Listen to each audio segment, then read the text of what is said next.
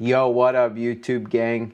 I'm JPatz, and this week we're going to be breaking down how you can layer drums and samples to get your boom bap beats knocking real hard and just sounding dope. So I'm going to show you a preview of the beat and let's just jump right into it.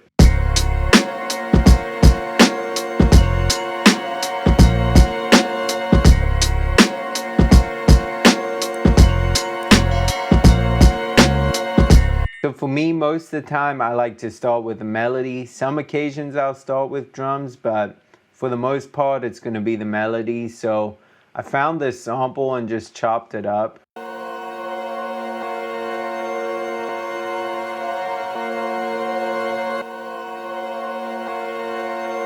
I felt like that was a really cool vibe, just dark and grimy and exactly what I'm usually going for my beats, but I felt like it needed more to it in order for me to be inspired to make a whole beat to it. So next I just found this organ, and I did that because I just wanted another sound that could give it that grimy feel to sit well with that sample. So this is the organ I used. And I think a lot of people's issues with layering samples is they don't know how to figure out what's in key. So what I like to do is I'll get a piano track and just kind of figure out what key the sample's in, and then you can just work with it from there, you know, and just layer sounds. If I play a note that I think is out of key with it, you can kind of hear that it sounds weird. So watch if I play this. That just doesn't sound right, you know? But if I go,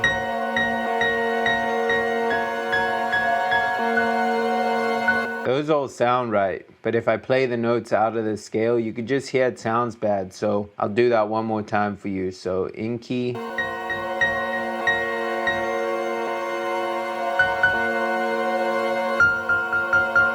And then let's play some out of key stuff.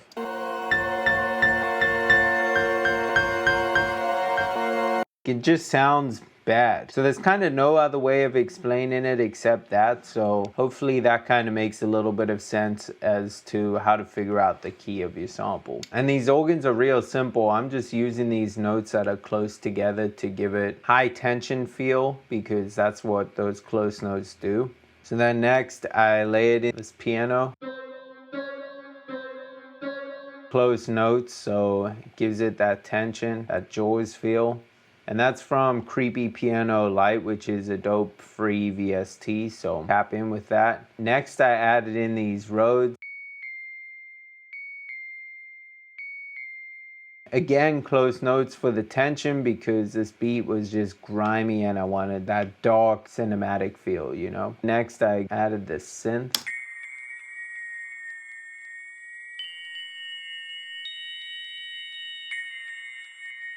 So this is how the melody sounds all together.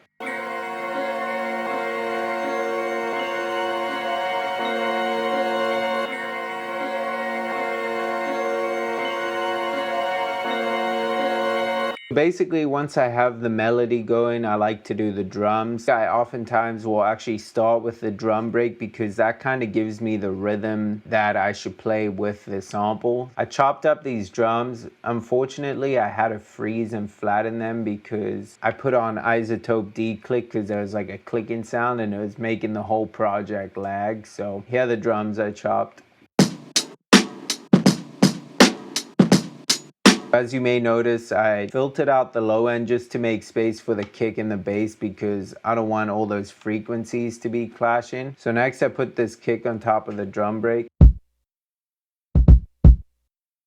So you could hear it just has that punchy low end, and that's what I wanted in the kick because obviously the break has that filtered out. Kick and the break sound like this. You could hear it just fills in what was missing with the filtered break. So then next I chose the snare.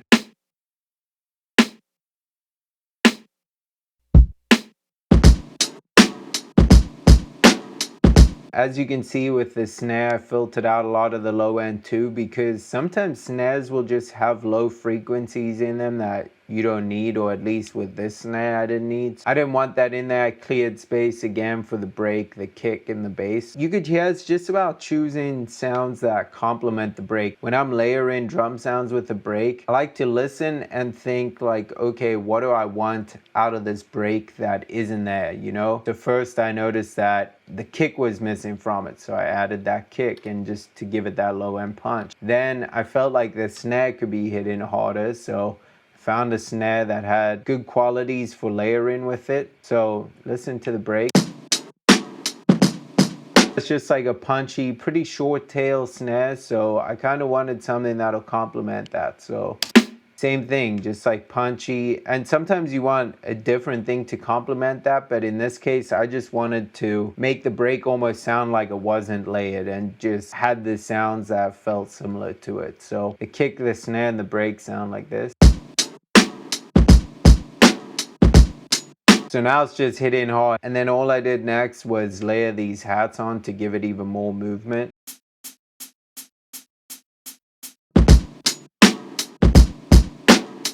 And then with them, it just gives it that tiny bit extra movement, you know, and that's kind of what I wanted out of it. So next we did the bass, and all I did was take a bass note and then tune it to C. I just threw the Ableton stock tune on here, so then.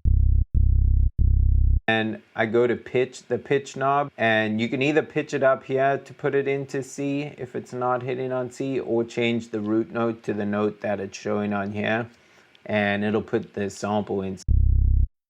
Once I had that, I just wanted the bass to knock a little bit more, so put this plugin called Thickify on there that I've been using quite a bit. And basically what it does is literally just make your sound thicker. So I'm gonna show you without it and then with it. Just gives it that more, just a little more grit and dirt. So they actually sponsored one of my videos a couple weeks ago and I was talking about it, but it's been a dope plugin. I've actually been using it here and there, and honestly I would not promote products unless I actually thought they were super dope, and this one actually is. So if you're interested, hit the link in the description below and you'll see there's a link to their site, and that is an affiliate link. I'm gonna let you know now. It's basically just helping me out. You could just go visit their site if you want, but you want to help your boy out, use the link below, and yeah, I appreciate. But anyway, this is actually a legit plugin, because listen without the bass and then I'm going to show you with. So without it and then with it,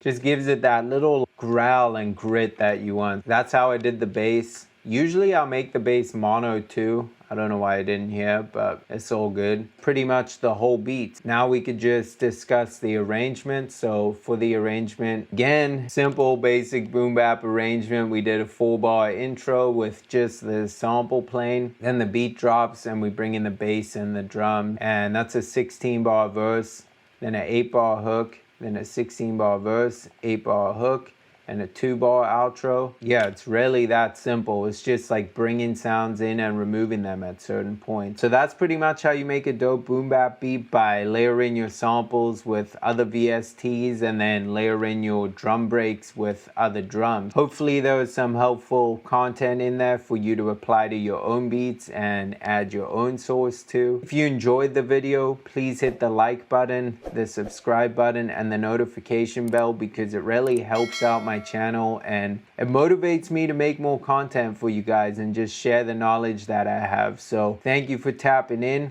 I'm JPatz. Peace.